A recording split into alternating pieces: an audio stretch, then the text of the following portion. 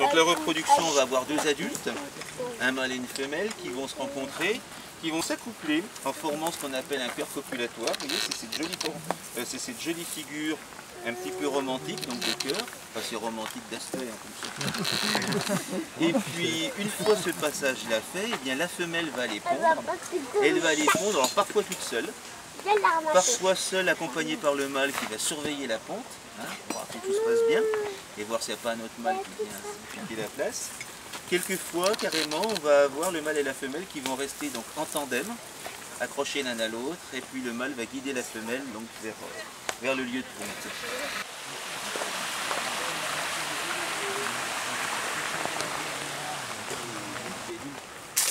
Et puis je vous ai mis un petit peu de côté aussi quelques libellules, là. Donc vous verrez de la libellule vraie comme les sympétrones qui sont là, et puis des demoiselles avec le corps beaucoup plus fin. C'est ça les demoiselles.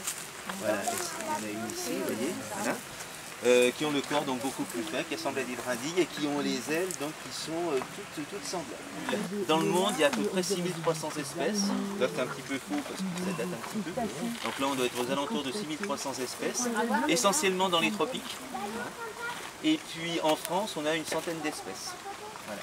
Et dans l'Ain, on a 74 espèces. Donc 74% de la richesse sans libellule, même pas mal. Pourquoi on a autant d'espèces? Parce que dans l'Ain, on a beaucoup de milieux humides, donc on a des zones d'étang assez bien visibles dans la Dombe, sauf que depuis une dizaine d'années, on s'aperçoit qu'on la voit pratiquement pas. Donc là, on se pose quand même de grosses questions sur l'avenir de cette libellule patrimoniale, parce qu'on est en train de perdre les populations, donc là c'est quand même assez inquiétant. Donc ça veut dire aussi qu'on a des programmes nationaux, des programmes européens qui sont là pour assurer la conservation de ces espèces, et puis après c'est relayé donc au niveau local, au niveau régional. Par exemple sur la Dombe avec Natura 2000, on va essayer de voir ce qu'on peut faire pour cette bête. Y compris des débuts de tétard, etc. Enfin, bon, suivant la taille, ça va manger tout ce qui est mangeable. D'ailleurs, ça peut manger aussi des larves